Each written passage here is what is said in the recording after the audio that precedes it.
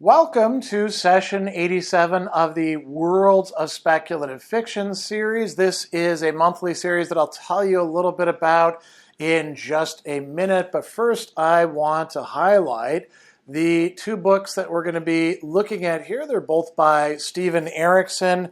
We have Midnight Tides and the Bonehunters, and these are both part of the 10-book series, Malazan, Book of the Fallen, a massive, sprawling, epic fantasy series. An epic isn't even perhaps big enough of a word for reasons that we'll talk about in just a moment.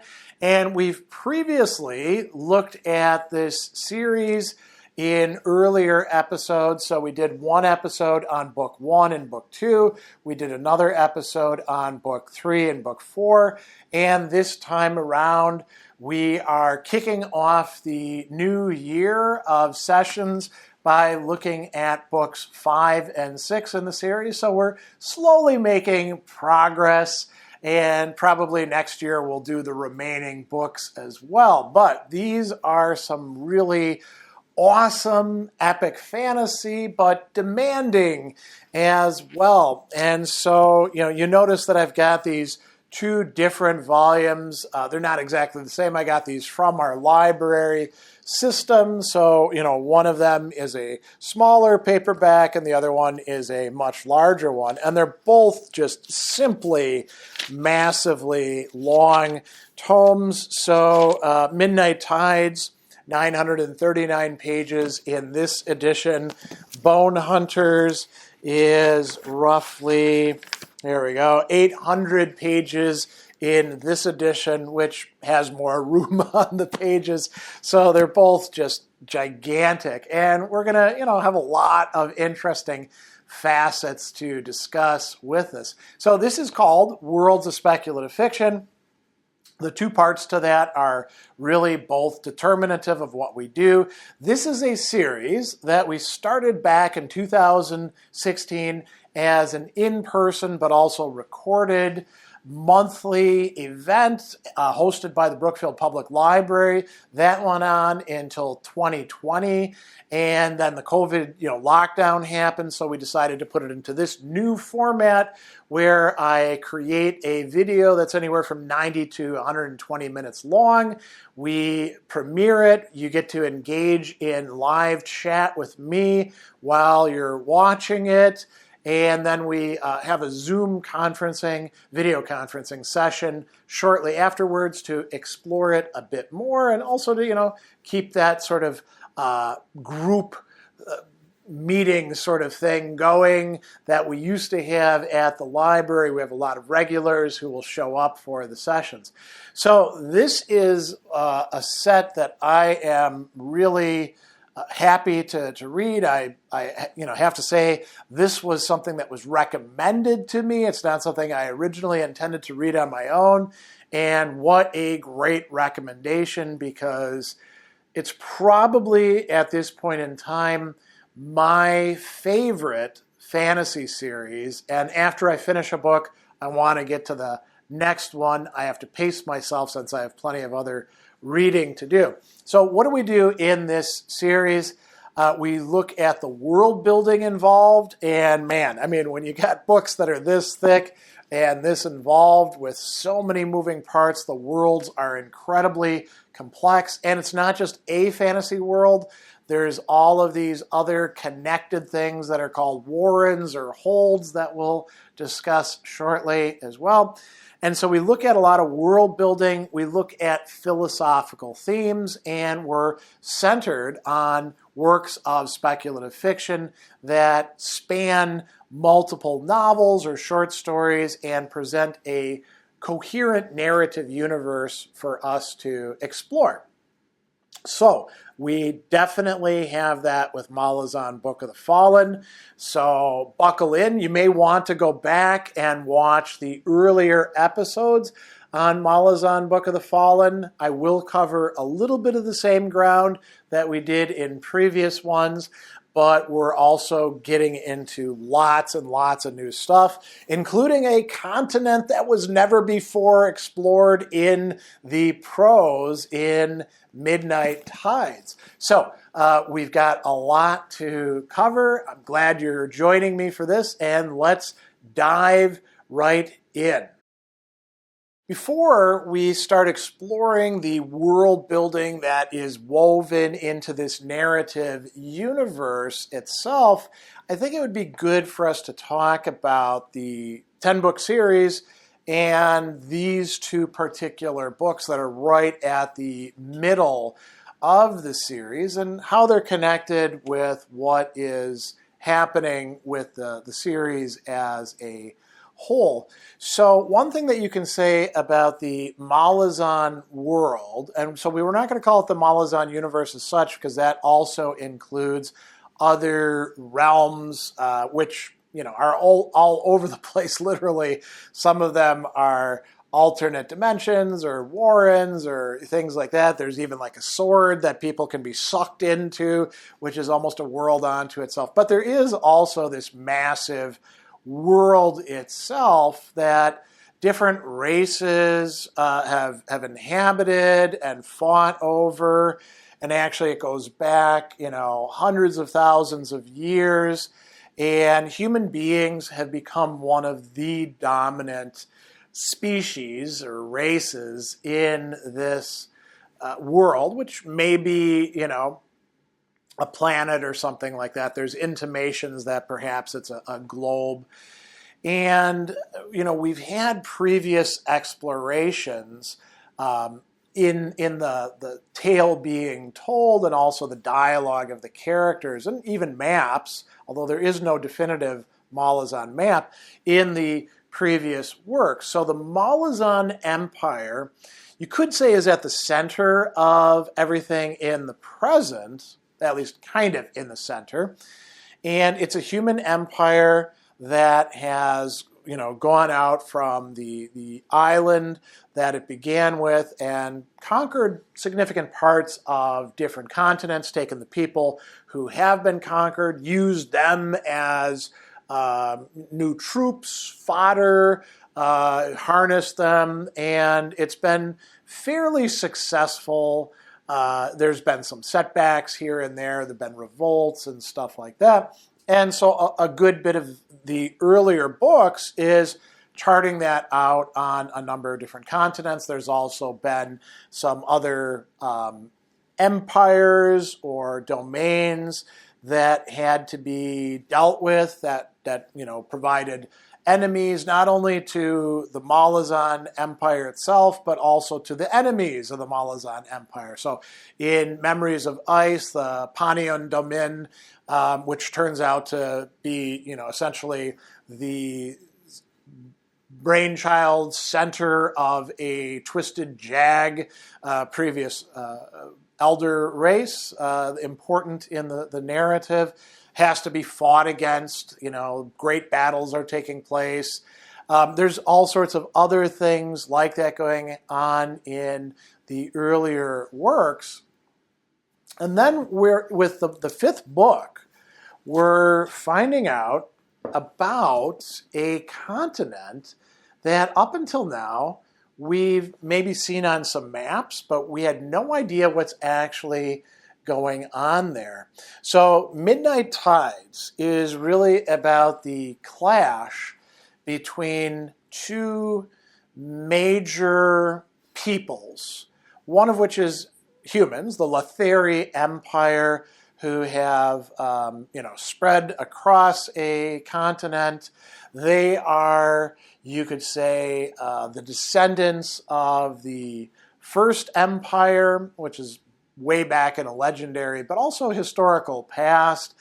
And they are in the process of expanding, and they're going to be clashing with. Actually, they want to produce a final solution to the problem of a different humanoid race, a humanoid race that didn't actually come from this world, the Tiste, who came out of these warrens. And we'll talk more about that in just a bit.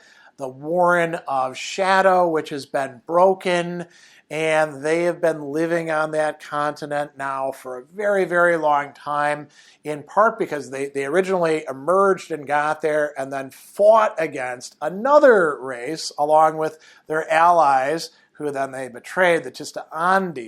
They fought against this very tough, terrifying, reptilian, high technology race, the Chamale, and they ended up defeating them and becoming this very ritual-bound, divided people who are much tougher than human beings, but have their own sorts of problems. And they have just become united under this warlock king. That's where we start. The Letheri are getting ready to engineer a war with the Tiste, and the Tiste are getting ready to fight against the Letheri, but now they're unified. And a lot of other things are going to be happening, including the involvement of a major, at first behind the scenes player, not behind the scenes so much in this book, although he is still behind the scenes, but in the previous books, the damaged, crippled god who actually starts an entire new house, the House of Chains, and recruits a number of gods, ascendants, human beings, other people to do his complex plan.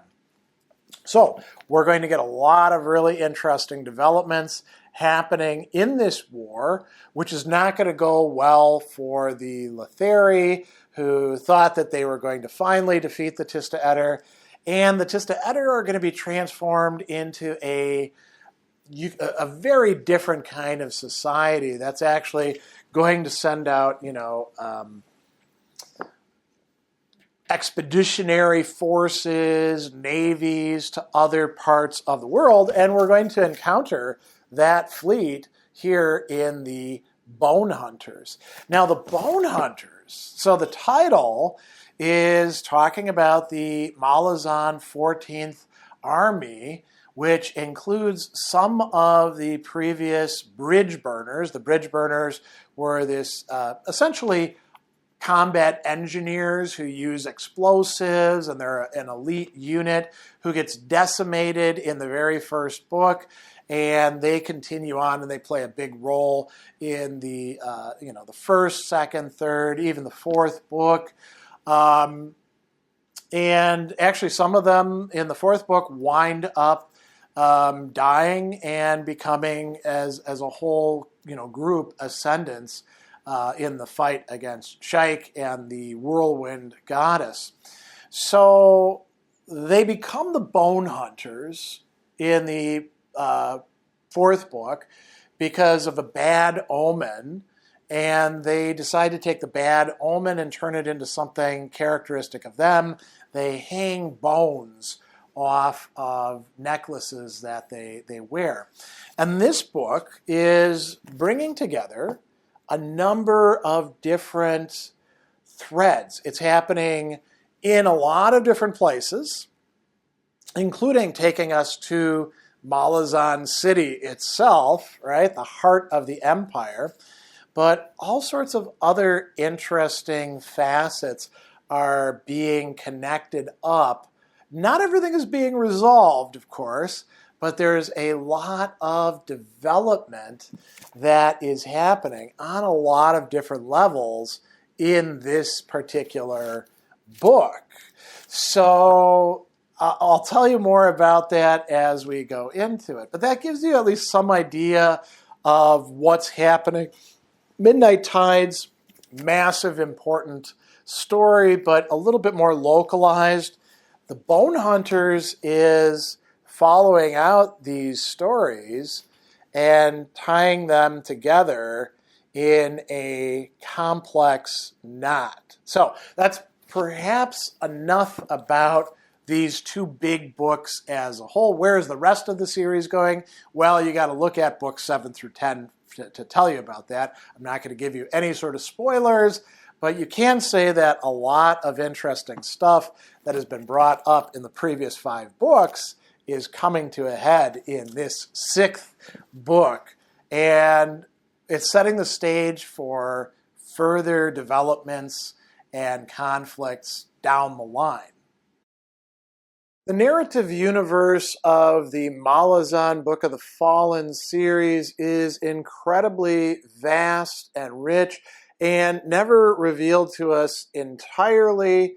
It's always going to be through this portion of it being talked about, being explored, being fought over, being referenced, lots of stories, tales, lore that gets revealed here and there, and we never get a complete, like in the beginning there was this sort of overview. Instead, it's like a thread of tales that are all woven together.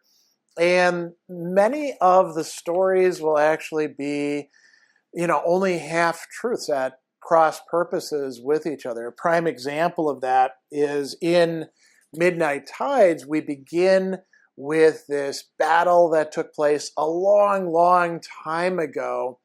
And it's 2 of the Tiste races, which are not even of this world, under their 2 great war leaders. And they are fighting one of the other elder races that had been there, the Kachain Shamale army. And we have, Scarabandi, and who is the Tiste Eder leader. He's also what we call a Solitakan, so a shapeshifter who can take different forms. And then, we have their allies who are the Tiste Andi under Silkas Ruin. And what's going to happen is there's a alliance, a fight, and a great betrayal. The Tiste Andi do the bulk of the fighting against these terribly tough reptilian creatures, and then there's much less of them left, and the Tiste Eder come in and slaughter them. They betray them, right? But the Tiste Eder actually have a kind of, like origin story set of mythologies where they were the ones betrayed, and their great leader was the one who the other one took advantage of. And so there's a lot of this sort of thing going on. We'll actually see something exactly like that happening in the Bonehunters in terms of the effects of the previous fights in Book 2 and Book 4, where the chain of dogs occurred, this desperate march across an entire continent to try to save not just an army, but also Malazan citizens, led by an important leader who himself winds up being sacrificed and killed and sharded by an imperial historian, Dweeker, right? So there's all of that going on, and cults are arising, and Dweeker winds up being told that, ends up being accused, because he actually dies, of being a traitor, when he is the exact opposite of a traitor, as we know from having read those books.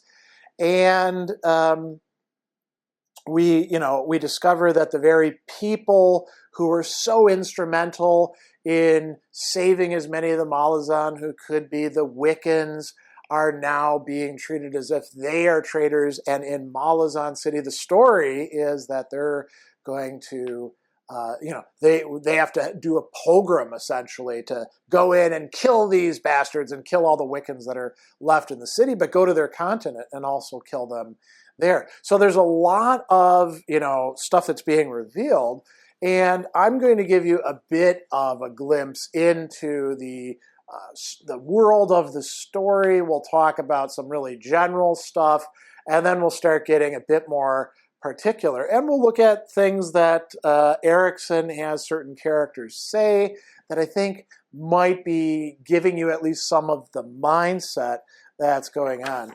So the World of Malazan, Book of the Fallen, there are a number of massive continents. So, naval stuff is quite important in this. As a matter of fact, there are races who at one time were sailing all over the place, like the Barghats, and then forgot about it. And the Barghats don't play much of a role in this story, although they certainly do in Memories of Ice, the third book.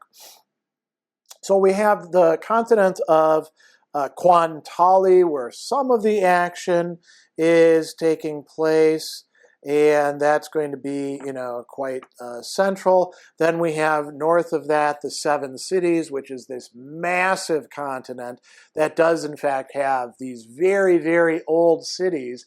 And the Malazan Empire has taken them over and trying to hold on to them. Way off to the west, we have the continent of Lether, where the bulk of the story of Midnight Tides is taking place. The exception is the parts of it that actually concern the crippled god. There's Genebacus, another major location in this. And then there's other islands that are mentioned and on a map and at this point in time not really explored, but where we know things are actually happening. For example, in Asile, where one of the elder races, the Tlan-Imas, are busy fighting and can't be available for other things. And so there's so many different ways to go at this that any way I choose is in some respect the wrong way. But why don't we start by talking about the prehistory, at least as far as humans are concerned, of this world with these older races that are around. And we see 4 of them mentioned in particular. One we've already talked about, the Kachain Shamale, who are these reptilian creatures who have some, they have magic, which is tied in with technology. They're able to build these gigantic floating mountains that are also fortresses.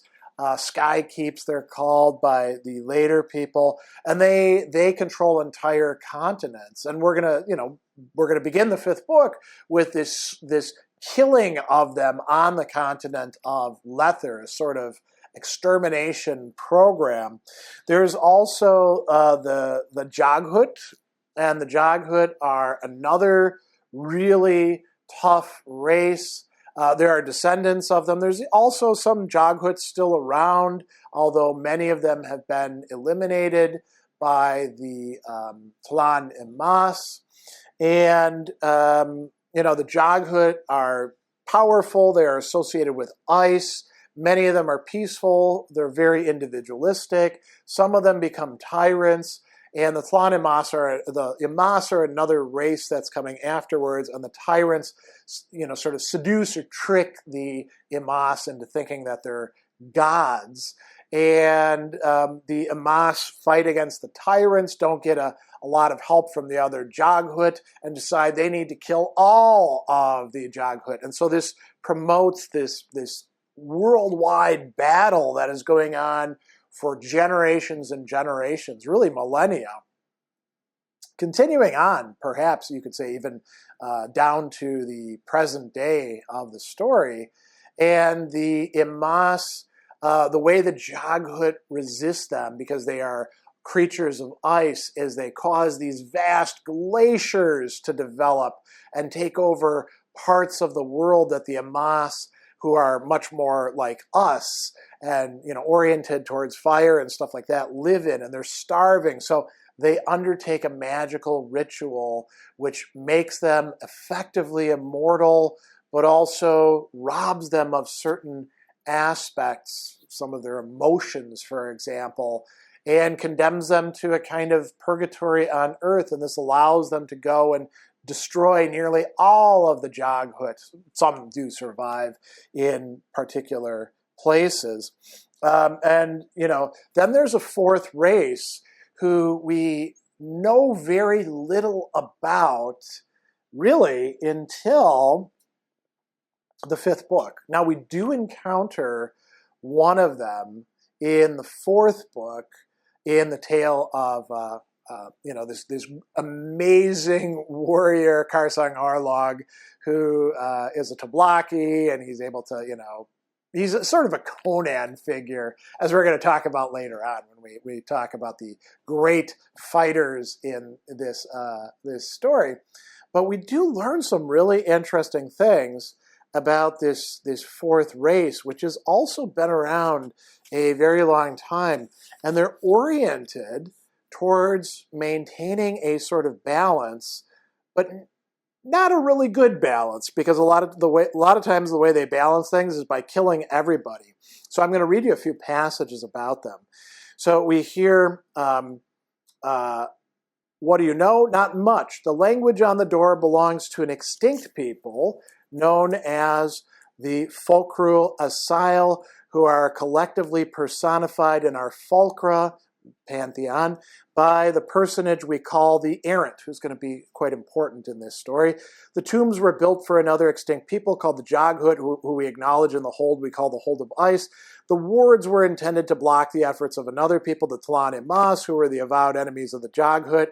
The Tlanimas pursued the Joghut in a most relentless manner, including those Joghut who elected to surrender their place in the world, said individuals choosing something closely resembling death. Their souls would travel to the hold, leaving their flesh behind, the flesh being stored in tombs like this one. That wasn't good enough for the Tlanimas. Anyway, the Forrhel Asile considered themselves impartial arbiters in the conflict, and that was most of the time the extent of their development.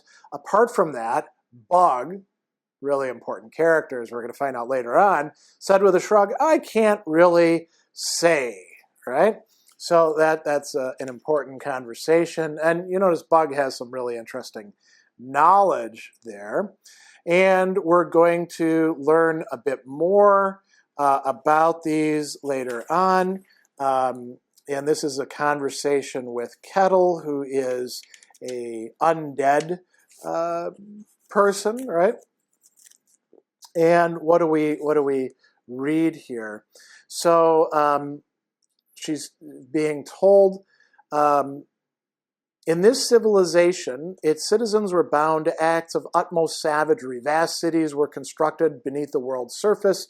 Each chamber, every building assembled as a physical expression of the quality of absence, solid rock matched by empty space. From these places where they did not dwell but simply gathered, they set out to achieve balance.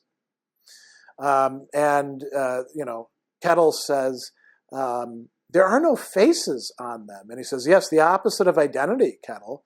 Their bodies look strange, physically unique, in some ways more primitive, but as a consequence less specialized and so less constrained, profoundly long-lived, more so than any other species, very difficult to kill, and it must be said they needed to be killed, or so is the conclusion reached after any initial encounter with them. Most of the time, they did fashion the occasional alliance with the Joghut, for example, but that was another tactic aimed at reasserting balance, and it ultimately failed, as did this entire civilization, right? And Kettle says, who killed them? Well, you had to understand, Kettle, the one within you must understand. My refutation of the Forrhel Asile belief in balance is absolute. It's not that I'm blind to the way in which force is ever countered, the way in which the natural world strains towards balance, but in that striving I see no proof of a god's power. I see no guiding hand behind such forces, and even if one existed, I see no obvious connection of a self-chosen people for whom chaos is the only rational response to order. Chaos needs no allies, for it dwells like a poison in every one of us. The only relevant struggle for balance I acknowledge is that within ourselves.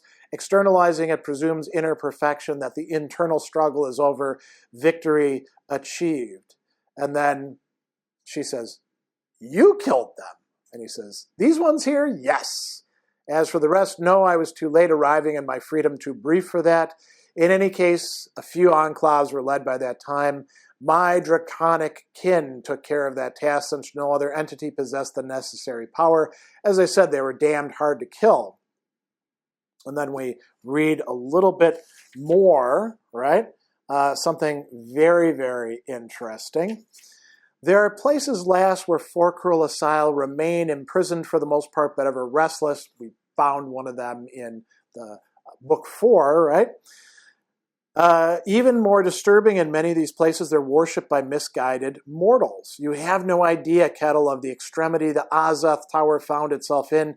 To have chosen a soul such as yours, it was like reaching into the heart of the enemy camp. I wonder if in its last moments it knew regret, misgivings. Mother knows I do. She says, what is this soul you're talking about? Because there's more to Kettle than she knows. And she's told, your soul, lass, it is Forrhel Asile, right? So they do live on, and they do have, their fascination, their obsession with order and balance coming up there as well. And we find a little bit later on Rulad, who is now the emperor of the Tiste and, controlled essentially by the crippled god, runs into somebody and he says, who and what are you, stranger? And the stranger says, I am Forrhel Asile. I am named Serenity. You are a demon, then? The head cocked, I am. This is not your world. It isn't, right? And the Serenity says, the tumult of your presence invites discord. And then we read from Troll, one of the very important characters. Watching the Forrhel Asile's movements, Troll realized it possessed extra joints in the arms and legs, and there was a kind of hinge across the creature's breastbone. Its motion was oddly loose. Discord, Rulad asked. I desire peace once more. Fear spoke. If it is peace you seek, Serenity, you need only turn and walk away. Leave. And then Serenity says, to leave here is to arrive elsewhere. I cannot retreat from disorder, for surely it will follow. Peace must be asserted where one finds oneself. Only when discord is resolved will there be peace. And they fight the Forrhel Asile, and it doesn't go well for the Tiste. And these are the toughest warriors in the Tiste. So we've got these interplay of races. Now, I mentioned the Tiste, so there are other races of rather powerful beings as well, and not all of them emerged in this world. The Tiste, all three kinds, emerged from warrens that, or you could say locations within magic that are incredibly ancient. Yet more ancient are the Elaint, or dragons. And you notice that some of the dragons are actually some of the Tiste, because they can take the shape of dragons. But there are even older dragons who come out of chaos itself, right? So incredibly long backstory, back history, vast forces playing. So we have, you could call them three flavors or colors of the Tiste, and they correspond to light, darkness, and shadow. So there are the Tiste Andi, coming from Mother Dark, and they are, you could say, the oldest.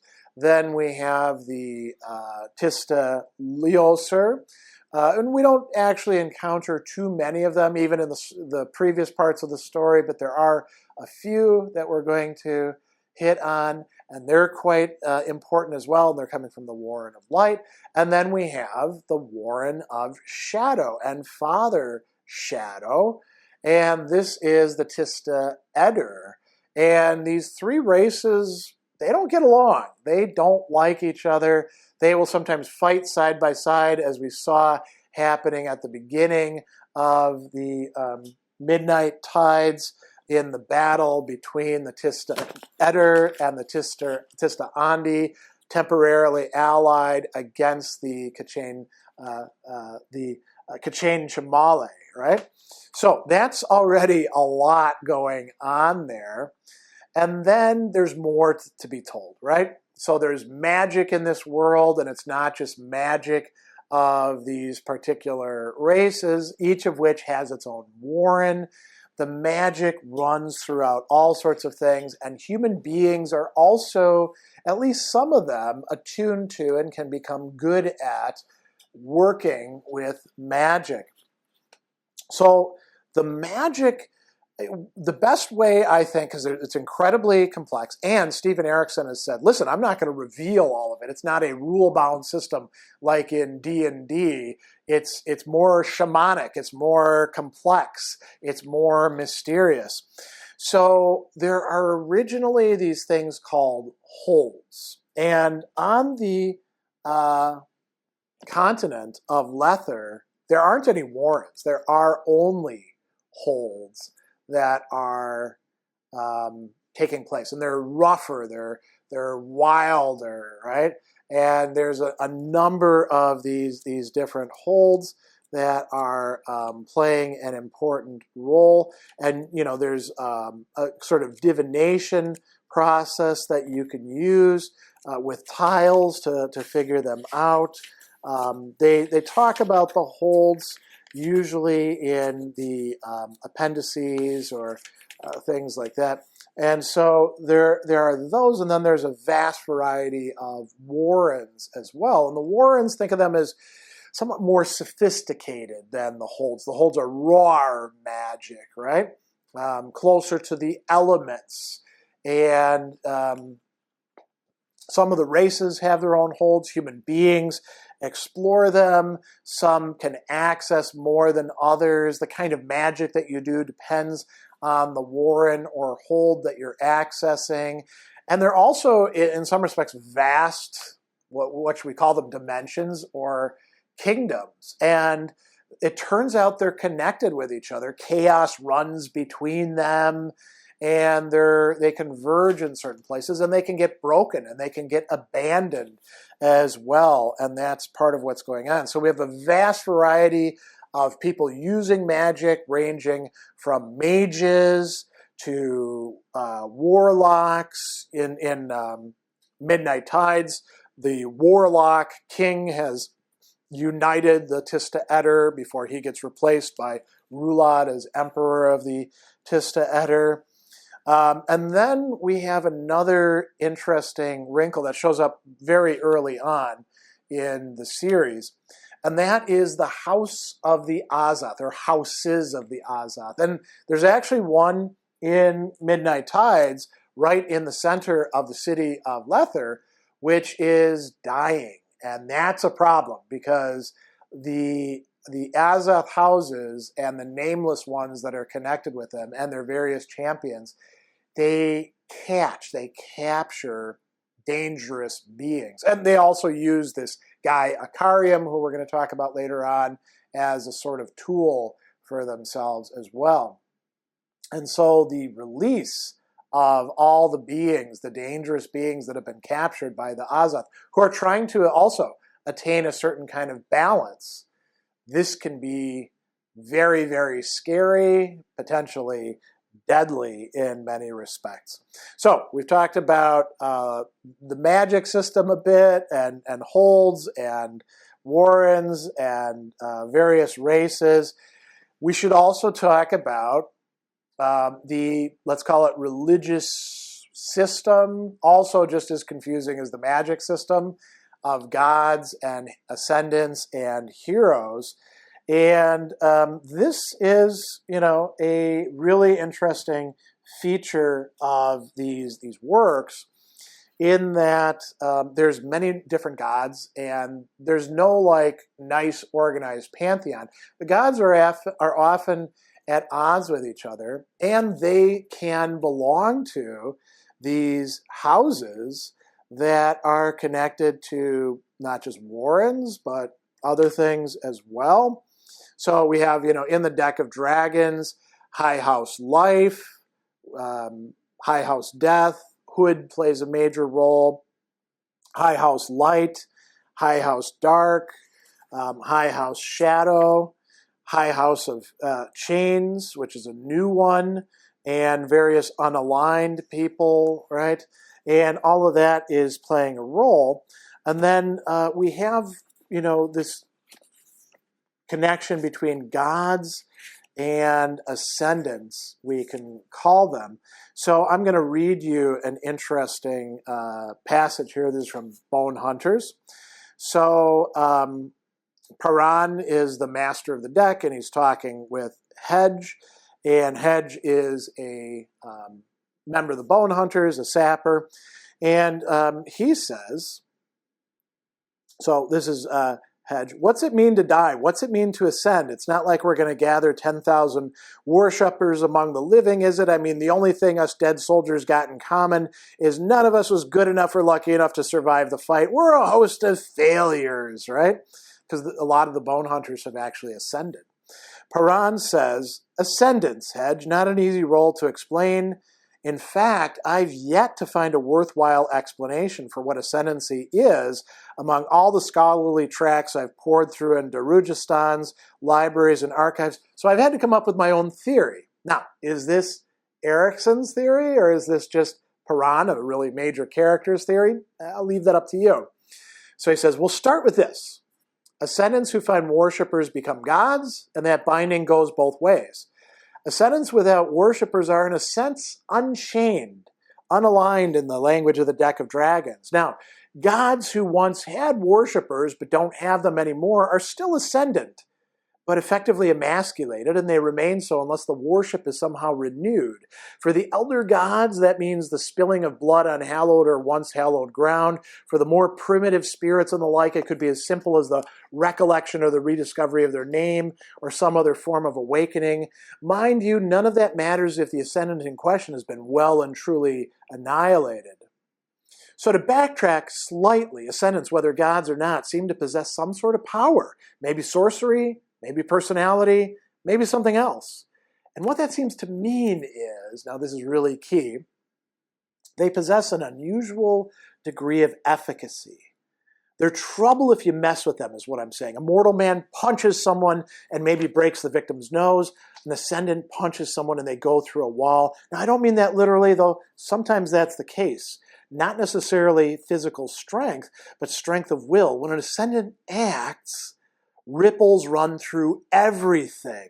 And that's what makes them so dangerous. For example, we're going to talk about two different war gods who are originally first heroes and then become ascendants.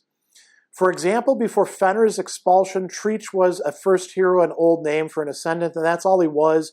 Spent most of his time either battling other first heroes or towards the end, wandering around in his Solatakan form. Solatakan is this shapeshifter form. If nothing untoward had happened to Treach in his form, his ascendancy would have eventually vanished, lost in the primitive bestial mind of an oversized tiger. But something untoward did in fact happen. Two things: Fenrir's expulsion and Treach's unusual death. And with these two events, everything changed. And then Hedge says, all right, that's just fine. When are you getting to your theory, Captain? So here's where we get the interesting theory. Every mountain has a peak, Hedge, and throughout history there have been mountains and mountains, more than we can imagine, I suspect. Mountains of humanity, of Jaghut, of Tlanamas, of Ersal, Bargast, Trell, and so on. These are all races. Not just mountains, but whole ranges. I believe ascendancy is a natural phenomenon. Now, that's telling you about this world that we're working in. It's not a natural phenomenon in our world. It is a natural phenomenon in this world, if Ganoes Paran is correct. So he says, I believe ascendancy is a natural phenomenon, an inevitable law of probability. Take a mass of people anywhere, any kind, and eventually enough pressure will build, and a mountain will rise, and it will have a peak, which is why so many ascendants becomes gods. After the passing of generations, the great hero's name becomes sacred, representative of some long-lost golden age, and so it goes. And we read, so if I understand you, Captain, and I admit it's not easy and it's never been easy, there's too much pressure these days, and because of that, there's too many ascendants and things are getting hairy. Paran shrugged. It might feel that way. It probably always does, but these things shake themselves out eventually. Mountains collide, peaks fall, are forgotten, crumble to dust. And then he's asked, Captain, are you planning to make a new card in the deck of dragons? Which Paran can do. And that's where we'll leave off with this, right? So we've learned a good bit about this. There are a number of basic recurring themes that we're going to look at very shortly. I do want to say that, so there is a conflict brewing, and the crippled god is probably like the most, big baddie behind the scenes. We get to see quite a bit of him in his tent, coughing away, doing all sorts of things to connect people in Midnight Tides. He was also majorly important, of course, in Book 4 and Book 3. And we're going to see him playing, a significant role throughout the entire series. But there's other gods who are going to intervene a good bit. We have the errant intervening in Midnight Tides. The errant, the aspect of the Forrhel Asile, taking the form as people in Lether and intervening. We also get something really interesting in that book. There's another old god, elder god, who seems to have been kind of off the scene. And it turns out, and I'm going to give you a big spoiler here, so if you don't want to hear it, plug your ears. The character Bug, who, by the way, is a character who is very involved with the plans of one of the important brothers, and with him is kind of involved in comedy, I would say. Tehel Bedict, his Bug is his manservant, but does all these crazy things behind the scene, and he is a god, male. And so he is intervening. And then in the Bonehunters, we get an perhaps even older goddess who is involved and who takes possession of adjunct Tavore, Paran, who's Ganoes Paran's sister, and working, for the Empress until the very end. Her lover, Tambur, is taken by the Erikson, who uses her to carve away through all of these fighters, these assassins, the claws, so that the adjutant, Tavor, can get back to her ship and the story can go on. So lots and lots of interesting involvements. I do want to read these several, I think, important passages that give us an idea of what is going on within the story itself. And so we read, here's a discussion that is going on in Midnight Tides. Civilization after civilization, it is the same. The world falls to tyranny with a whisper. The frightened are ever keen to bow to a perceived necessity in the belief that necessity forces conformity, and conformity a certain stability. In a world shaped into conformity, dissidents stand out, are easily branded and dealt with. There's no multitude of perspectives, no dialogue. So this is a dynamic that's happening over and over again, right? The victim assumes the face of the tyrant, self-righteous and intransigent, and wars breed like vermin, and people die. In your world, the figure said, the prophecy approaches its azimuth. An emperor shall arise. You are from a civilization that sees war as an extension of economics, Lether. Stacked bones become the foundation for your roads of commerce, and you see nothing untoward in that. Bryce says, some of us do, and then the figure says, irrelevant. Your legacy of crushed cultures speaks its own truth. You intend to conquer the Tiste. You claim that each circumstance is different, unique, but it is neither different nor unique. It is all the same. Your military might proves the virtue of your cause, but I tell you this, Bris Benedict, there is no such thing as destiny. Victory is not inevitable. Your enemy lies in waiting in your midst. Your enemy hides without need for disguise.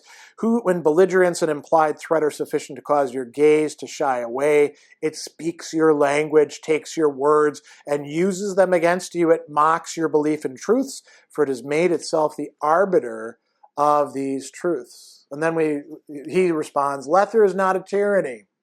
And here's where we hear something really interesting. You assume that the spirit of your civilization is personified in your benign king. It is not. Your king exists because it is deemed permissible he exists. You are ruled by greed, a monstrous tyrant lit gold with glory. It cannot be defeated, only annihilated. That is your only hope of salvation, Bris Benedict, for greed kills itself when there's nothing left to hoard, when the countless legions of laborers are naught but bones, when the grisly face of starvation is revealed in the mirror. And then we learn about the crippled god. The god is fallen. He crouches now, seeding devastation. Rise and fall, rise and fall. And with each renewal, the guiding spirit is less weak or more tightly chained to a vision bereft of hope. Why does this God do this to us? Because he knows naught but pain and yearns only to share it, to visit it and all that lives, all that it exists. Right? So that is quite a revelation there of this universe, or at least a certain take on it. We also learn something important about the Isle of Lether here, about there is no hold of the dead. So the dead just kind of wander. Once it existed, that is, the original tiles of the hold from the First Empire contained one, as well as a number of other holds, all of which have been discarded by and by. It would be nice indeed were a scholar to address this strange diminishment. There's a great reference there, right? The passage of time in a culture invites elaboration, not simplification, unless some terrible collapse triggers a fall of sorts. But the only trauma Lether has suffered came with the original fall of the First Empire and the subsequent isolation of these colonies. And that's exactly what had happened. And then we find out that the Tiste survived as the remnants of Blue Rose. We'll hear about them more later on. And this is Bug who's talking, right? And we find out that the Jaghut actually, made some sort of important magic that changed the nature of the place. But we also find out this. It remains common to this day to consider only 4 principal elements in nature. What are these? Well, we're all familiar with these from ancient Greek philosophy: air, earth, fire, and water. Absolute nonsense, of course. There is light, dark, shadow, life, death, and ice. There might even be more, but why quibble?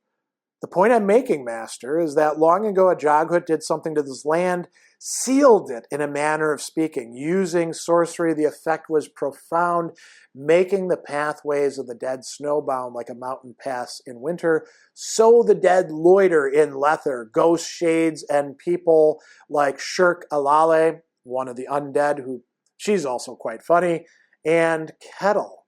But this is all changing. Alas, yes, Master, the sorcery is thawing. A hold of the dead is manifesting itself. The situation is unraveling. So we have vast, cosmic things that are being undone here. A few more passages that I've highlighted and want to bring up as well. So this is between Heboric and Scylla and Cutter. 2 characters, and also Phalesian the younger. So we learn Haborik is actually a priest who is, he's got these hands that are ghost hands.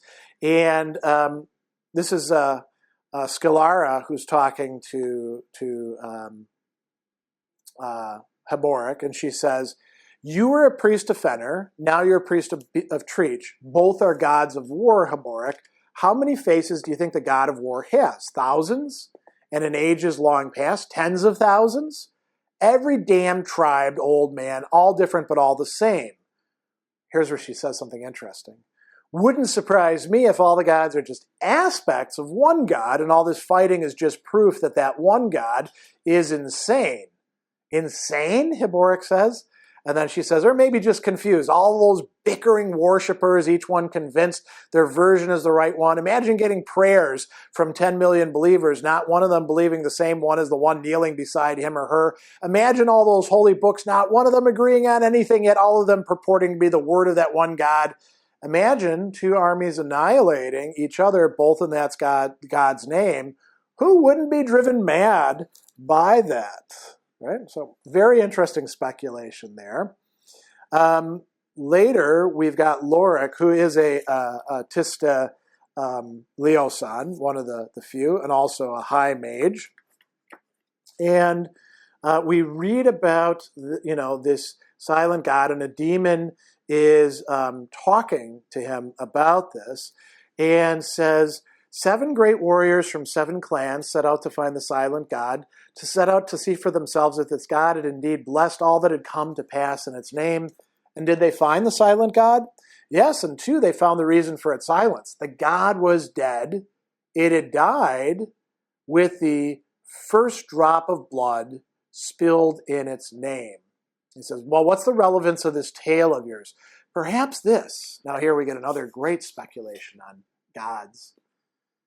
The existence of many gods conveys the true complexity of mortal life. Conversely, the assertion of but one God leads to a denial of complexity and encourages the need to make the world simple. Not the fault of the God, but a crime committed by its believers. And then Lorik says, if a God does not like what is done in its name, it should act.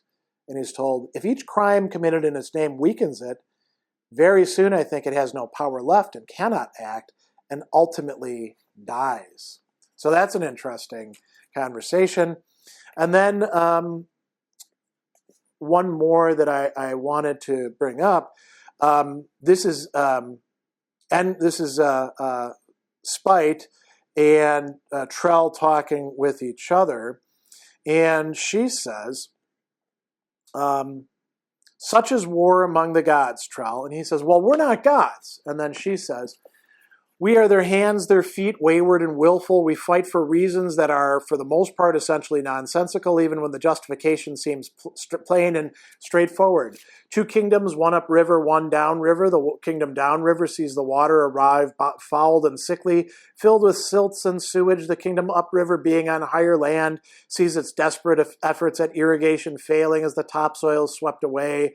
Each time the rains come, the 2 kingdoms quarrel until there's war, right? And she goes on a little bit further, and she says, a civilization at war chooses only the most obvious enemy, and often the one perceived at first to be the most easily defeatable. But that enemy is not the true enemy, nor is it the gravest threat to civilization. Thus, a civilization at war often chooses the wrong enemy. And figuring out who your true enemy is, isn't that a key idea, not just in the Malazan series, but in epic fantasy as a genre? So that's where we're going to leave off. I think I've given you enough of a glimpse of this very complex world. Now let's delve into some important philosophical themes. One philosophical theme that I have been thinking about that has been, let's say, prompted by these Malazan Book of the Fallen works, and it's not found directly in them, and you wouldn't expect it to be found directly in them, is that in a certain sense they're not really epic fantasy. That's the term that we use as like a generic term to describe them, but in a way, we need something different, something going beyond that for a series that is this massive and this well put together. I mean, this is just 1/5 of the series that we're looking at here. And this is, not quite 2,000 pages, but not all that far away from it. And we've got 4 more sets of installations like that, 2 before, 2 afterwards.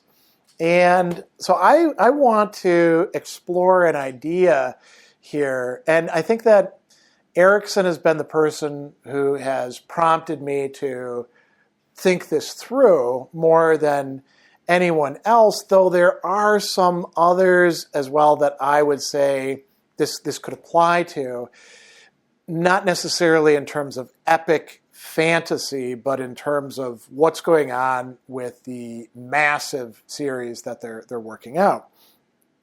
So when we use this term epic fantasy, we are often, working within, let's call it, the shadow of J.R.R. Tolkien.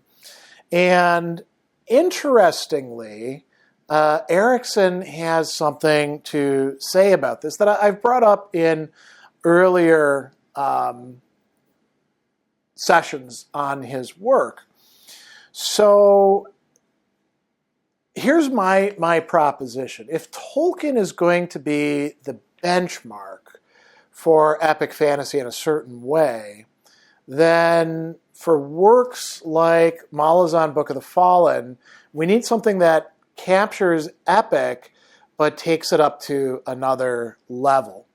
So something that exceeds epic fantasy. And I don't have any great suggestions. Super epic, I mean, that sounds a little bit redundant. Epic squared, none of those sound great. Meta epic, I don't like meta that much, although Erikson kind of does. So before we look at why that should be the case, I do want to say this about Erikson. So in his review of the Cambridge Companion to Fantasy Literature, there is a claim made by one critic that epic fantasy authors are either imitating Tolkien or trying to escape his influence. And Erikson says, well, that's not true. And I'll tell you one person for whom that's not true, me. Now, why would that be the case? He says that epic fantasy has moved on, and I think that's quite right. So he tells us, I sidestepped Tolkien entirely, finding my inspiration and pleasure in the genre through Robert Howard, Burroughs, and Leiber, right? So the Conan and Cull and other things, other tales about heroes on Mars, and then, of course, Fafhrd and the Grey Mouser with Fritz Leiber.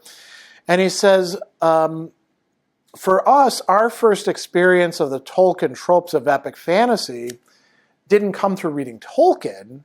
It came through D&D role-playing games. Now, interestingly, Malazan was originally developed for GURPS, Generic Universal Role-Playing System, which is, in some respects, getting away from what was being developed in D&D and offering a much wider range. And I will mention as well that another epic fantasy author who is a contemporary, R. Scott Bakker, developed his world out of D&D games as well.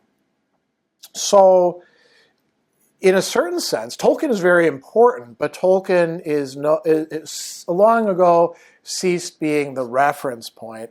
And, we can think about who counts as epic fantasy.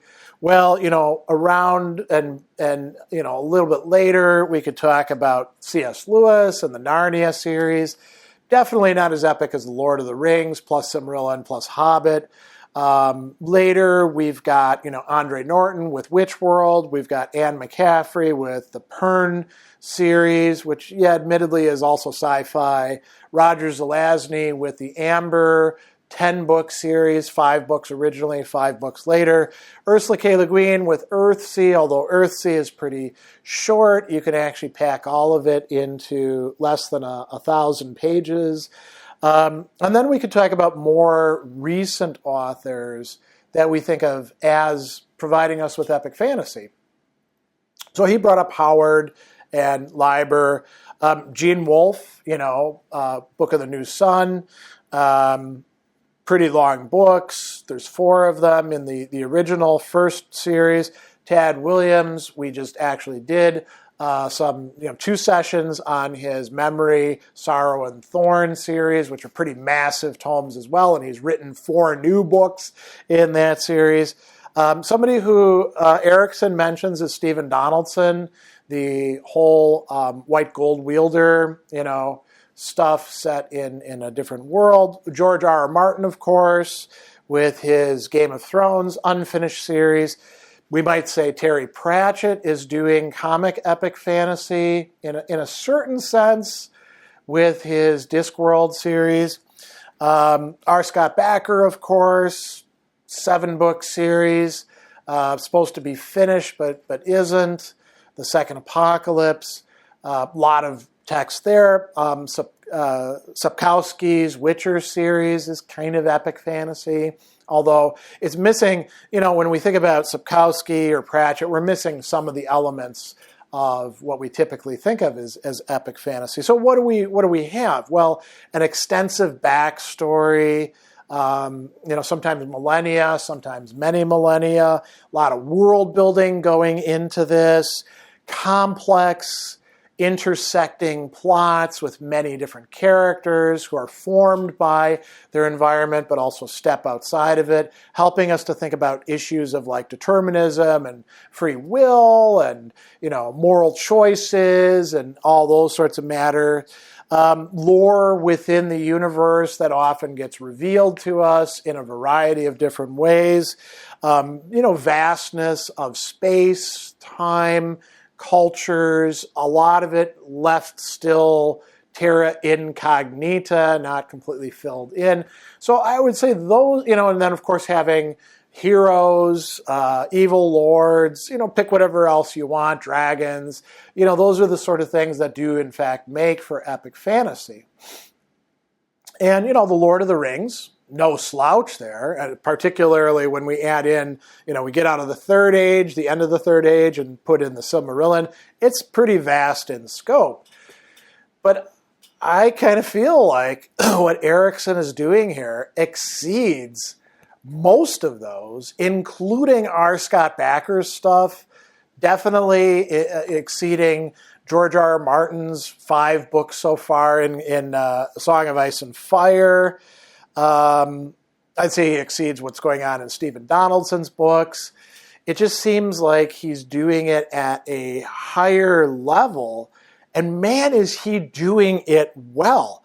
So I want to talk about a few difficulties in working on a truly epic scale. One is that the big baddies there's something like mission creep with them, except it's like scale creep. And you see this all the time in series that are done for television or movies where the bad guys progressively become worse and tougher, and eventually they're almost like threatening the entire universe. Now, the crippled god, if there's anything in this series like that, I would say it's the crippled god. But there's so much else going on with all of the backstory and the various other gods and ascendants and even human beings who are playing an important role, or some of these other races and their important figures in them. And I don't see, at least so far, up till book 6, we haven't had that kind of scope creep, although the scope has greatly expanded over the course of it. So that's one of the difficulties that's been so far avoided. Another difficulty I think is massively important is, and here Tolkien often gets caricatured. George R. R. Martin was, he's kind of famous for saying not only that Tolkien is an architect and he's a gardener, but that, Tolkien is too black and white, and George R. R. Martin likes, shades of gray in his characters. Well, I mean, there are plenty of shades of gray characters in this, but there are some genuinely good characters, and there also are some genuinely evil characters. Think about, in book 6, Leoman of the Flails, who is setting an entire city and all of its inhabitants on fire to destroy the Malazan 14th Army and create a fire elemental, and in a sort of nihilistic manner he's doing this.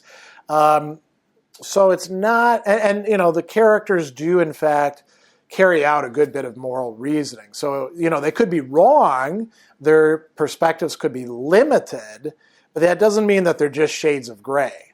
And so I think that's quite important. And even the shades of gray thing. So let's say it's just not black and white. That doesn't mean it all has to be gray. It could be yellow, it could be green, it could be red, it could be blue, it could be all sorts of other things as well mixed in there. And I think that's what Erikson is able to accomplish in this.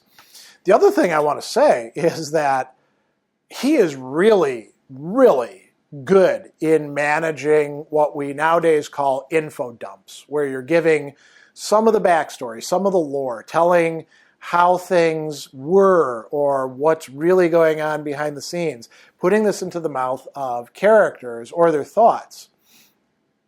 And there's a lot of that in these stories, but you're never going to see it going on for 4 pages or, a whole chapter. And it's oftentimes framed in ways that make us not 100% sure about what's being said. Like it might just be a partial perspective, right? So I think that is another really key aspect of what allows a story of this massively vast scope. And keep in mind, too, that there's 10 books of Malazan, Book of the Fallen, and then there's also, with his collaborator, Stephen Esselmont, more books, right? Which are written by another guy, but within this shared universe. So to me, I'm not saying that nobody's ever going to top this, but this seems a pretty superlative achievement at this point in time, at least to me, as a thinker. And I do want to close on something else that Erikson is mentioning here. Now, he actually says, so this is in a postmodern critique of the fantasy genre. He poses this quip: how many students of philosophy read epic fantasy? Well, some do. Now, he's interested in people having a postmodern, post-structuralist analysis of it. I'm not providing that, but I'm definitely a philosopher who reads epic fantasy. So here's what he said about his own work. He's talking about being interested in metafiction and all sorts of interesting postmodern ways of going about things. And he says, most metafiction struck me as too obvious. And I remember wondering way back then if there was a way to make metafiction subtle.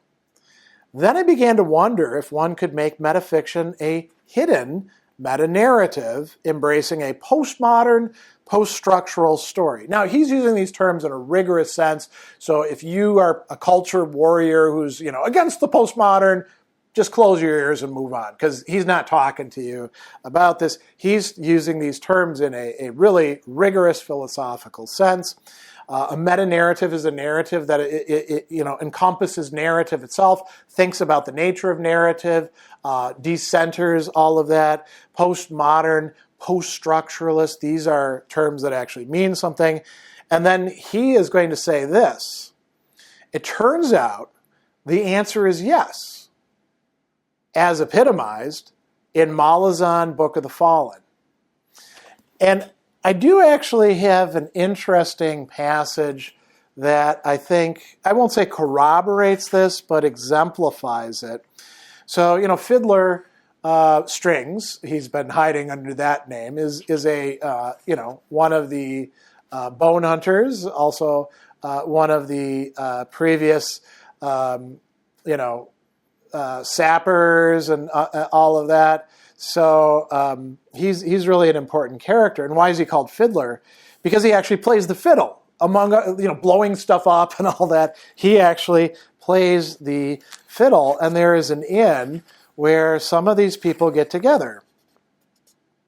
And he's got an extraordinary capacity for it. And all this fighting is going on in the city, and these heroes from the bridge burners are sitting there in the tavern listening to Fiddler play. One of them, of course, is Stormy. Tears glistened beneath Stormy's eyes as the sorrow-filled music born of strings filled the small room, and names and faces slowly resolved one after another in the minds of the four soldiers as the candles guttered down. Muted from the streets of the city outside, there rose and fell the sounds of fighting, of dying, a chorus like the accumulated voices of history, of human failure and its echoes reaching them from every place in this world. Fiddlers struggled to evade the grim monotony of a dirge forged hesitation into the music, a seeking of hope and faith and the solid meaning of friendship, not just with those who had fallen, but with the three other men in the room. But it was a struggle he knew he was losing. It seemed so easy for so many people to divide war from peace, to confine their definitions to the unambivalent. Marching soldiers pitched battles and slaughter, locked armories, treaties, fetes, and city gates opened wide. But Fiddler knew that suffering thrived in both realms of existence. He'd witnessed too many faces of the poor ancient crones and babes in a mother's arms, figures lying motionless on the roadside or in the gutters of streets, where the sewage flowed unceasing like rivers gathering their spent souls. And he'd come to a conviction, lodged like an iron nail in his heart, and with its burning, searing realization, he could no longer look on things the way he used to. He could no longer walk and see what he saw with a neatly partitioned mind, replete with its host of judgments, that critical act of moral relativity. This is less, that is more. The truth in his heart was this: he no longer believed in peace. It did not exist except as an ideal to which endless lofty words paid service, a litany offering up the delusion that the absence of overt violence was sufficient in itself was proof that one was better than the other. There was no dichotomy between war and peace, no true opposition except in their particular expressions of a ubiquitous inequity. Suffering was all pervasive. Children starved at the feet of wealthy lords, no matter how secure and unchallenged their rule. There was too much compassion within him. He knew that. He could feel the pain, the helplessness, the invitation to despair. And from that despair came the desire, the need to disengage, to throw up his hands and simply walk away, turn his back on all he saw, all that he knew. If he could do nothing, then damn it, he would see nothing. What other choice was there? And so we weep for the fallen. We weep for those yet to fall. And in war, the screams are loud and harsh, and in peace, the wail is so drawn out, we tell ourselves we hear nothing. And so this music is a lament, and I'm doomed to hear its bittersweet notes for a lifetime. Show me a God that does not demand moral suffering. Show me a God that celebrates diversity, a celebration that embraces even non-believers and is not threatened by them. Show me a God who understands the meaning of peace in life, not in death. Stop, Gessler said in a grating voice. Blinking, Fiddler lowered the instrument. What? You cannot end with such anger, Fid, please. Anger, I'm sorry. He would have spoken that aloud, but suddenly he could not. His gaze lowered, and he found himself studying the floor at his feet. Someone in passing had inadvertently stepped on a cockroach, half crushed, smeared into the warped wood. Its legs kicked feebly. He stared at it in fascination. Dear creature, do you now curse an indifferent God? You're right, he said. I can't end it here. He raised the fiddle again. Here's a different song for you. One of the few I've actually learned from Cartool. It's called the Peralt's Dance. He rested the bow on the strings, then began, wild, frantic, amusing. Its final notes recounted the triumphant female eating her lover, and even without words, the details of that closing flourish could not be mistaken. The four men laughed, then fell silent once more. Now, what amazing writing to begin with, but also it's part of how the Bonehunters is closing. What a statement about the importance of not just fighting, not just, finding your way, but thinking, and not just thinking through philosophy, but thinking through making music about the nature of our existence, and not just thinking, but feeling, reacting, not trying to make it all make sense, but responding to it. That's part of what this entire epic is about. So if we want to call it epic fantasy, we're using the term in, let's say, an ambivalent, ambiguous, and derivative way, because I don't think this is epic fantasy. I think this is something beyond epic fantasy. And so those are my speculations. I don't actually have them completely well worked out, but I'd be interested to see what other people make of that idea. We typically devote at least some time in these sessions to looking at what the author, him or herself, has to say about their work. And when it comes to Erikson, we've already done 2 sessions on him before. There's a lot of interviews out there that we've already looked at. So I wanted to zero in on those that might have more to do with these 2 particular books. So I thought, since we just discussed the whole topic of what kind of writing this is, what genre we should place it under in the fantasy super genre, it might be useful to take a little break from philosophical themes or directly philosophical themes and look at those interviews and what Erikson has to say. So I want to begin with a science fiction and fantasy world interview where he is asked, what would you say was the hardest part of the entire process involved in the writing of the Tales of Malazan, Book of the Fallen? Each new edition reveals yet more depth to a series which has shown just how rich and complex it truly is. What was the spark that generated the idea which drove you to write the series in the first place? And so he's going to answer this in 2 parts. The first part, he says, the hardest part was twofold. One was finding a publisher.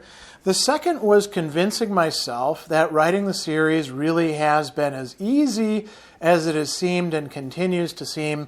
I mean, it should be hard, right? The plot lines and arcs are so folded and interwoven, you could make a trampoline out of them, strong enough to handle a plummeting bus, and yet it all arrives timely and satisfying, in parentheses, to me, with nary a wayward step. It feels uncanny, Patrick. I wasn't drawn to halt once in the entire writing of Midnight Tides, for example. Not even a half hour's pause. At times I felt like a spectator to the whole creation process. Pretty much the same for the Bonehunters and now Reaper's Gate. It just flows scary. The second question, the sparks were all negative things. Frustrations at the genre's confounding predictability. Wanting to write something in fantasy I myself would like to read, and not just me, but Cam as well, the one reader who stays in my head as I write. Wanting to kick the tropes around, wanting to get rid of the endless quasi-medieval, class-conscious, blue-blood crap, wanting a fantasy world as multicultural as this one, the preponderance of white-skinned heroes and blonde princesses. Man, what century is this? Wanting a fantasy world with a history beyond the Dark Lord of 300 years ago who's found a rock that will help him rise again and do, bad things. A world with geology and geography and so forth. So, 2 very interesting questions there. There was an interview about Midnight Tides in Reactor where people wrote in, and here's one of the questions that was posed to him. How much of the Letheri storyline did you have planned out before hitting Midnight Tides? I know there are small bits of it floating around in Deadhouse Gates and Memories of Ice, but I think I read somewhere that the Lether Colonese continent was added to the world later on in the creation process. And so Stephen says, in terms of gaming, we played a lot of the Malazan history before the invention of the Letheri continent, But toward the end of that period, I drew up the map and I ran Cam through a short campaign on that continent. His character, very interesting here, was Rulad, and no, he had no idea what was coming. The thing about the Malazan world was that it always remained open to new material, and the challenge then was to weave the new stuff into the matrix of existing histories and stories. When the time came to write the books, then, the Letheri situation was already in place. Later gaming ventures with a group of players provided the foundations for Reaper's Gate, and the final book set in Letheri. Those games wrapped up before my first move from Canada to the UK, so they would have come before I sold Gardens of the Moon, although the manuscript existed, and I believe my group of players had all mostly read it. So, interesting backstory there about the importance of gaming. Owen Williams interviews him, and he asks, were any of the 10 core Malazan novels more difficult to write than any others? Now, remember the previous answer, that Bonehunters, I was just sitting back watching it write itself. What does he say in this interview?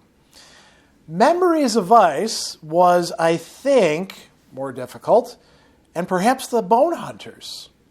Both were structurally challenging. In terms of stories, Memories is a huge book, and it probably stretched my abilities to their limit. At times when writing, I felt on the very edge of a breaking point. I almost had more balls in the air than I could count. The Bonehunters covered a lot of ground, both geographically and in terms of story, and it involved 2 separate novels interwoven, presenting challenges to balancing them. Now, which 2 separate novels? Because there's more than 2 storylines going on in the Bonehunters. That's a good question.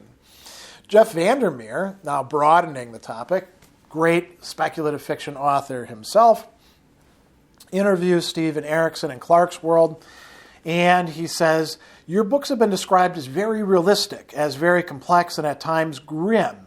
How do you see your work, and are you ever surprised by how readers react to it?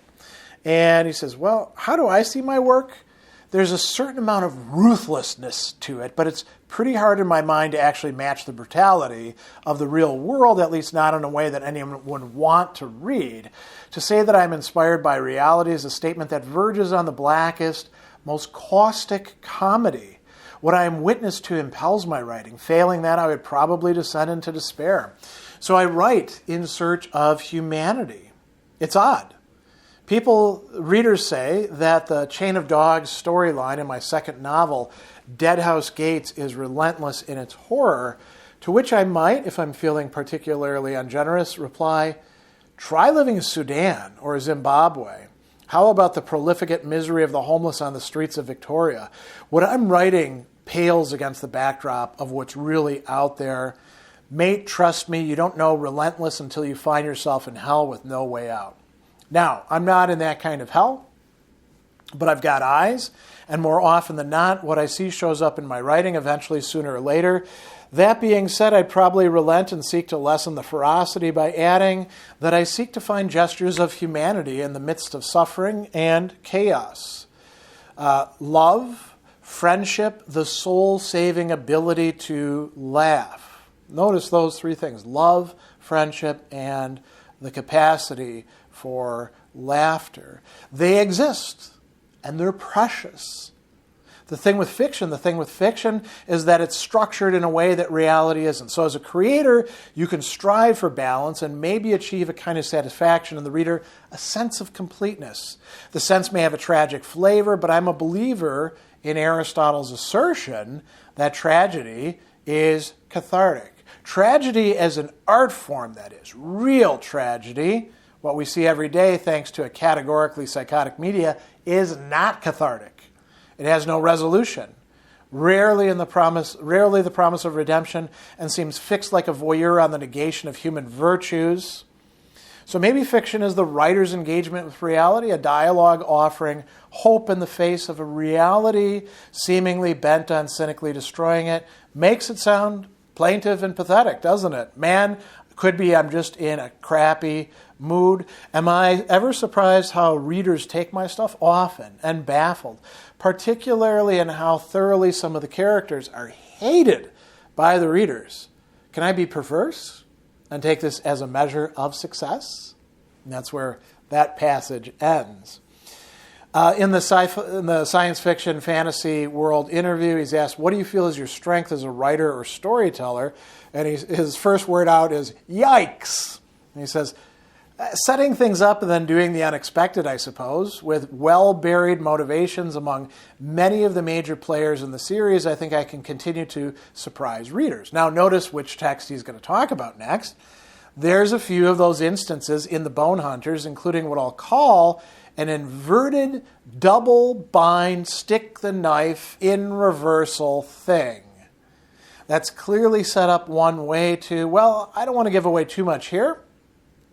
And he goes on and he talks about how he was in these craft of fiction workshops in Victoria and Iowa, and he observed an aversion to certain elements of narrative fiction, principally plot and drama. Neither it seemed belonged in serious literature.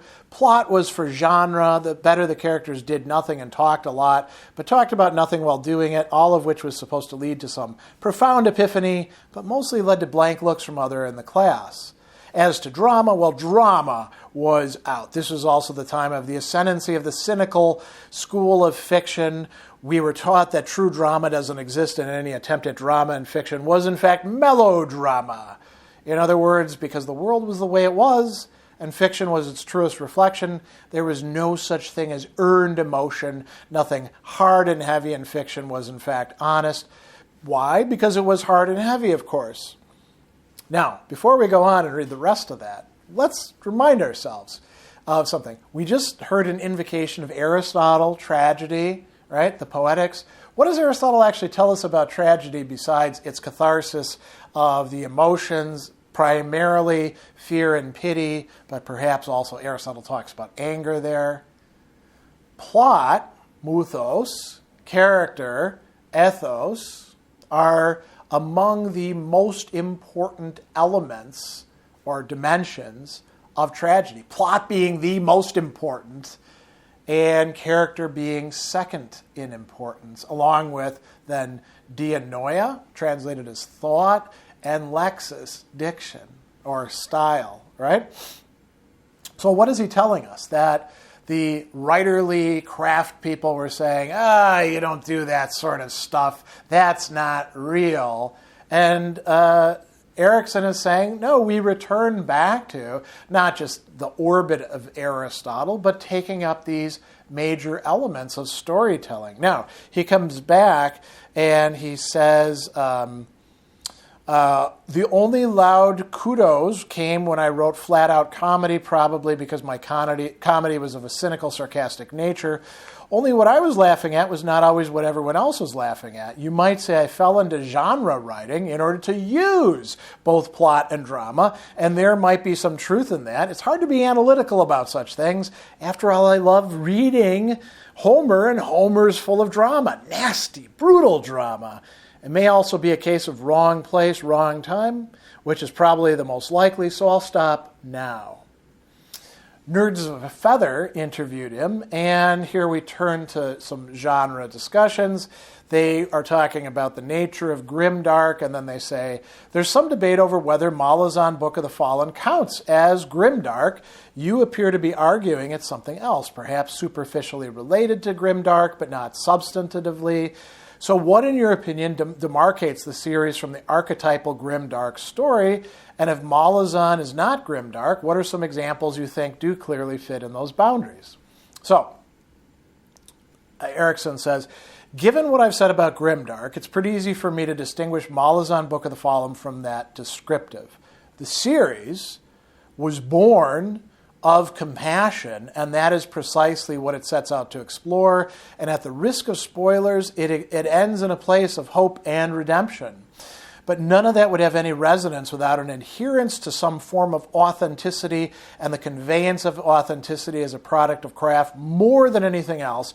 It comes from the use of details touching on every sense, smell, touch, taste, sight, sound, in a way that immerses the reader as much as possible in that created world. It comes from characters who feel real, living in a solid physical world, and who occupy an internal landscape that we can recognize, and who may walk the steps we've walked, think thoughts we've thought, and feel what we've felt. Detail can be seen as synonymous with grit, but then again, grit is merely descriptive. Finally, the Book of the Fallen adheres quite deliberately to a structure of tragedy, and as such, catharsis is an implicit and exists for the characters in the tale as it is offered to the reader, which is, I suppose, what makes it postmodern.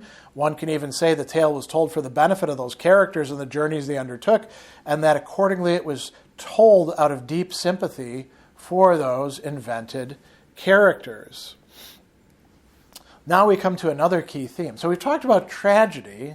The Nerds of a Feather ask, so Malazan Book of the Fallen is in many ways a tragic tale, but it's punctuated with some of the most outrageously funny comedy scenes we at Nerds of a Feather have read in a long time.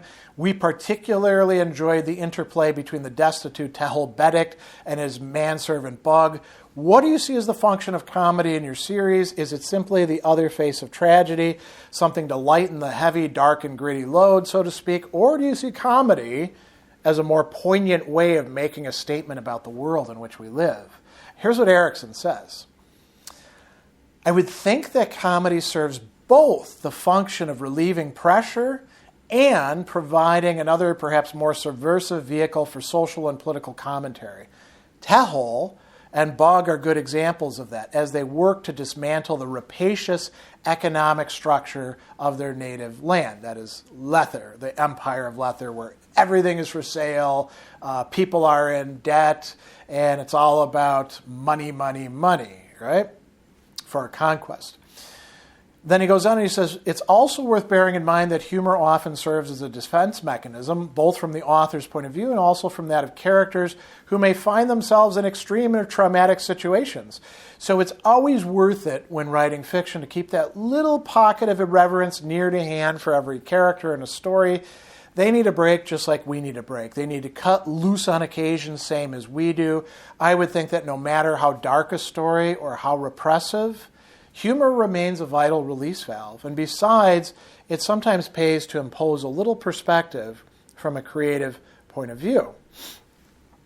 We get more discussion of Bug and Tehol in the interview about Midnight Tides and Reactor. And now remember that Bug, spoiler alert here, is indeed a god who has disguised himself in human form and is living out a life as a servant. So, Erikson has asked, what did Bug see in Tehol to become his servant? Just what was he doing as an embalmer in Letheris? Erikson says, I honestly couldn't answer regarding Bug's motivations, although embalming strikes me as an amusing profession for an elder god, or if not amusing, and then at least ironic, or his choice of friendships. These things just happen. The Worcester Jeeves trope is a common one, mostly in other genres, and Tehol and Bug were a play on that, where the servant was much more than he seemed, while his master was, well, more than he seemed. The double-blind thing was, as you might imagine, great fun to write, and behind everything lurked the questions of who know what about the other. And then he goes on and he says, believe it or not, friendships are difficult to write in fiction. They can easily come across as forced, particularly if they involve too much explication and too many overt gestures of affection. People are both complicated and subtle, and often that subtlety is expressed in subconscious ways. As an exercise, pick out groups of people at a table in a restaurant or cafe or pub and try to work out relationships and then degrees of closeness and familiarity between people. When two people are paying close attention to each other, check out the others in the group and see who's observing. Human dynamics are amazing, but so much that you might learn is subconscious interplay. In fiction, one needs to somehow convey all that with only a few words for it to work, and one quick way in is establishing a private language between two characters. Do that, and you convey long familiarity privately shared experiences, and a host of other details. Then finally, in that same interview, asked by a different person, you seem to love your dynamic duos, especially for the lighter side, Iskarel Pust and Mogara, his wife, the witch, and Iskarel, this goofy high priest of shadow, Terralust and Kurtle, Fiddler Hedge, kinda, Quick Ben and Kalam, kinda, Krippa, basically with himself, and then last but not least, Tehel and Bug. To come up with the dialogue, have you been influenced by some classic comedy groups in the past, like Monty Python or the Marx Brothers? Because specifically in the case of Tehel and Bug, I always got the grooves that their gig was the Marx Brothers at their wildest, with a pinch of Unabomber and Lennon chipped in for spice. Am I too far off? And so here's a really interesting answer. The first thing that Erikson says is, hard to say. So this is about his own characters, right? And he says, many of the examples you cite are actually me and Cam in our gaming sessions, which is why pairing up was so prevalent in this series. But also in terms of fiction, pairs provide the function of explication and foil both, but rarely conflict unless with a third entity or force. As for the inspiration, well, hard to say. I am a fan of all sorts of comedy, from the farcical genius of the Marx Brothers to the absurd inanity of Airplane or Top Secret. But I also adore the original Get Smart series, and like so Canadians, I grew up with Monty Python on the CBC and the homegrown Second City Television, which incidentally leaves most Brits bemused, as well as Saturday Night Live. Tehel and Bug are not modeled in terms of comedy on any one thing, beyond the basic trope mentioned earlier, and Tehel very much arrived in my mind with his opening scene on the rooftop with only a blanket.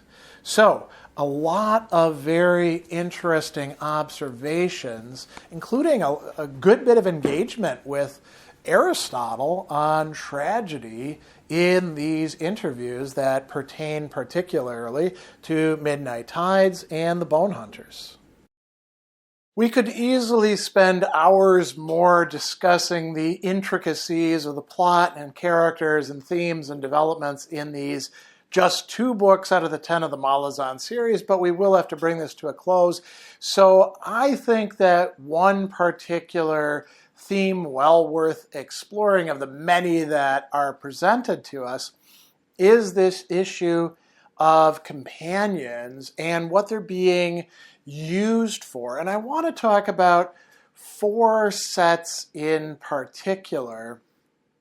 So one of them that's going to be playing a massively important role, and what I have in mind are these super warriors against whom it's very difficult for anyone to stand. So we're going to get in Midnight Tides Rulad, the youngest of the brothers, the Segnar family, who's going to become the emperor of the Tiste Edur and engage in this massive expansion of their power that's going to show up in the Bonehunters as well.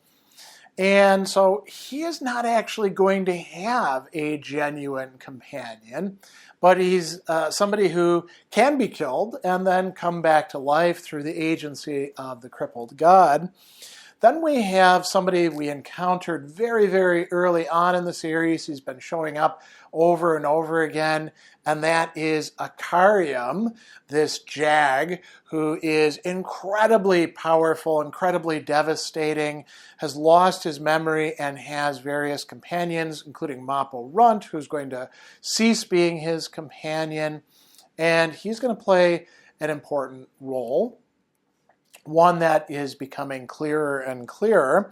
Then we have Karsa Orlong, this incredible Toblaki warrior who is almost, sort of a reminiscent of Conan in this storyline. Incredibly powerful, incredibly strong, and we see that he sometimes has companions, and he takes on a companion, a witch, in this one.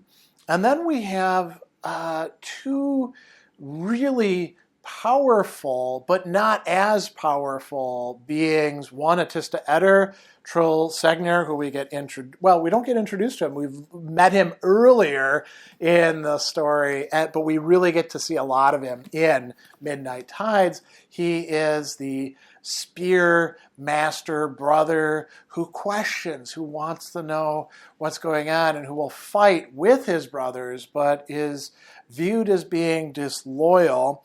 And then his companion, Onorak the Broken, a Tlan Imas, an unchained one.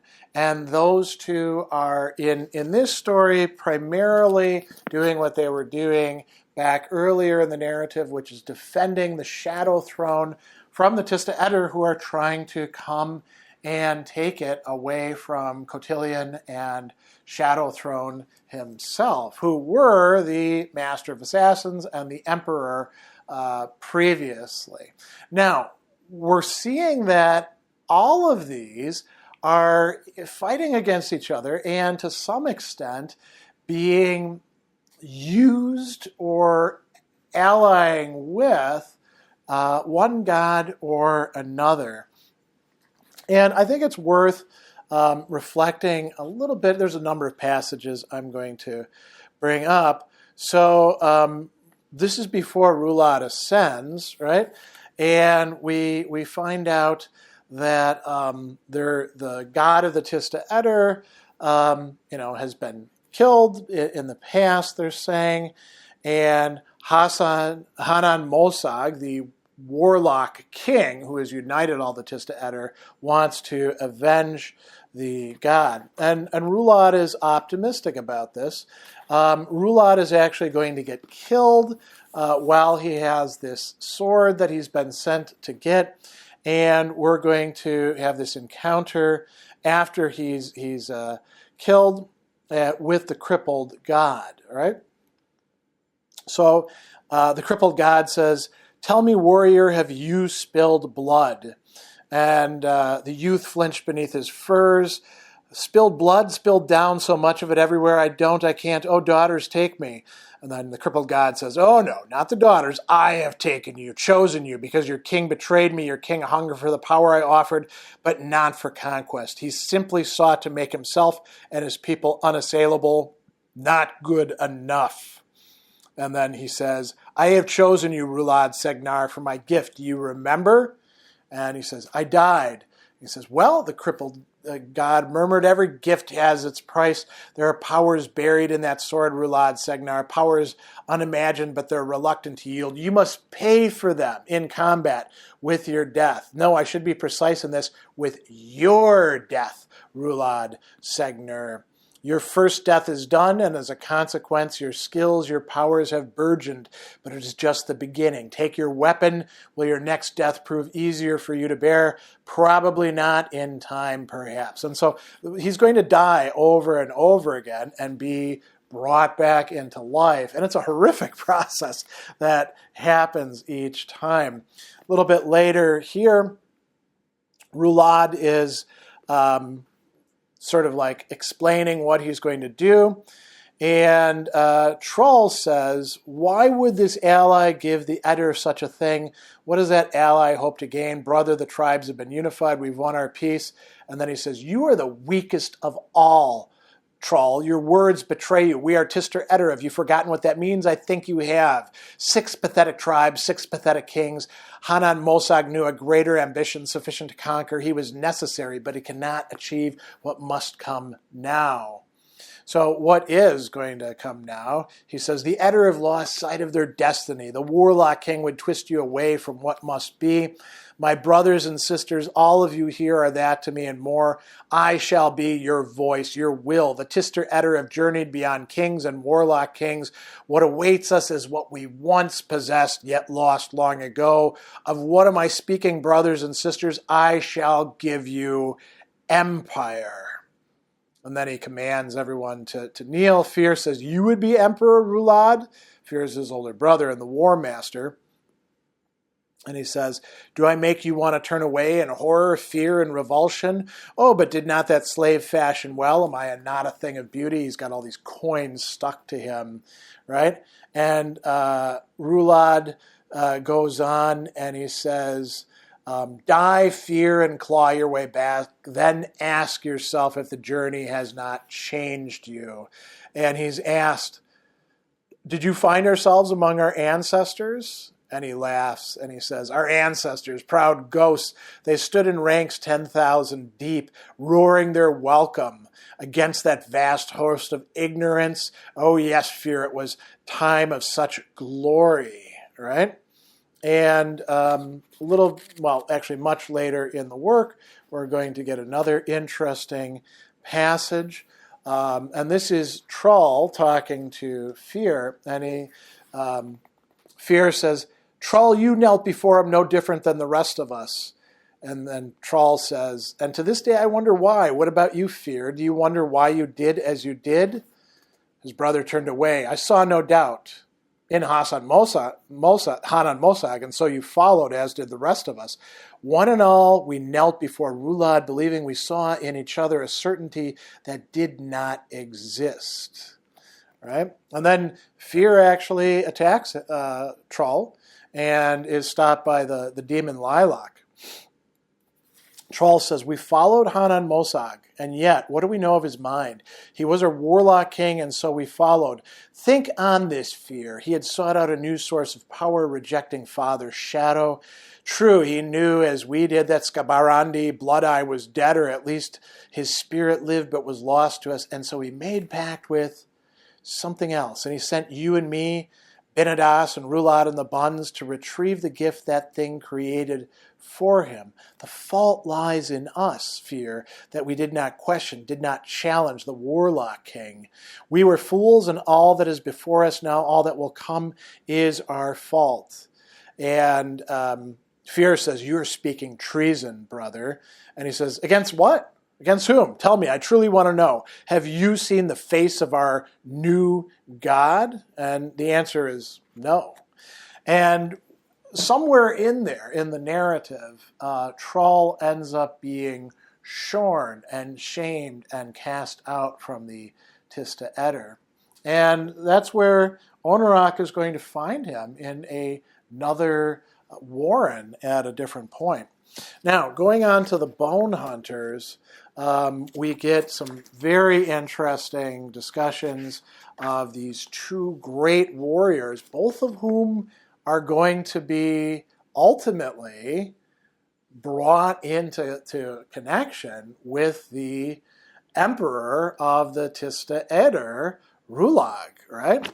So here's talking about Ikariam after his new handler, Taralak, has taken him on.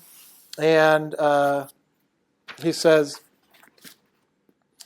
here we go. He's now, of course, Ikariam doesn't remember much, and Taralak is acting as if they've been together a very long time.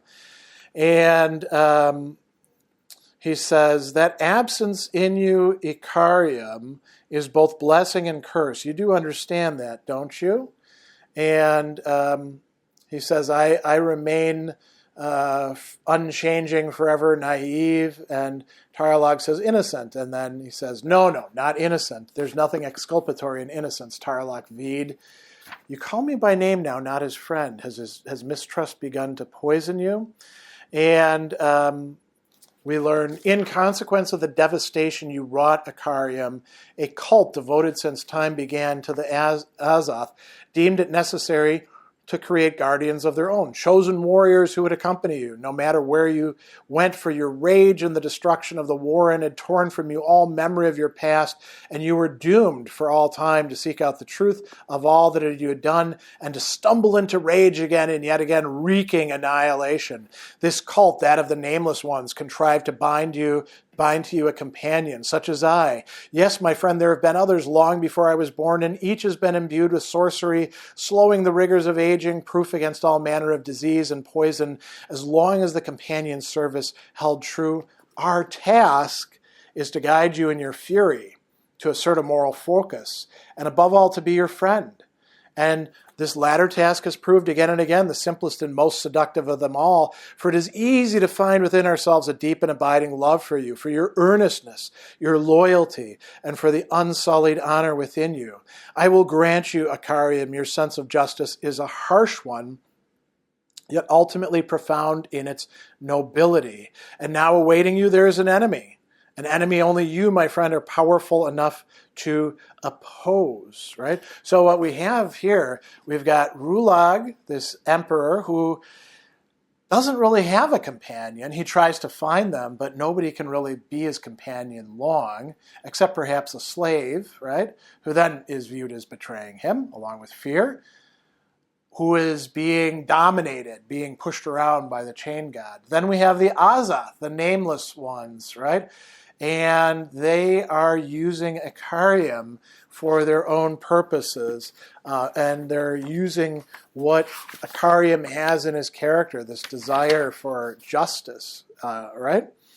And then we get Karsa Orlong and his companion, Samar Dev.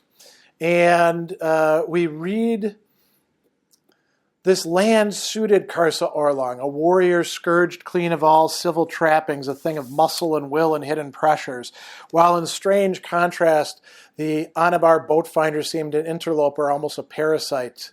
From this broken rock-skin place of trees and clear water lakes, Boatfinder and his people took black grain and the skins of animals. They took birch bark and reeds for making baskets and nets. As for her, she found herself viewing her surroundings in terms of trees left unharvested, lakes still rich with fish, more efficient ways to gather the elongated mud-colored grains, wild rice, from the reed beds in the shallows, right?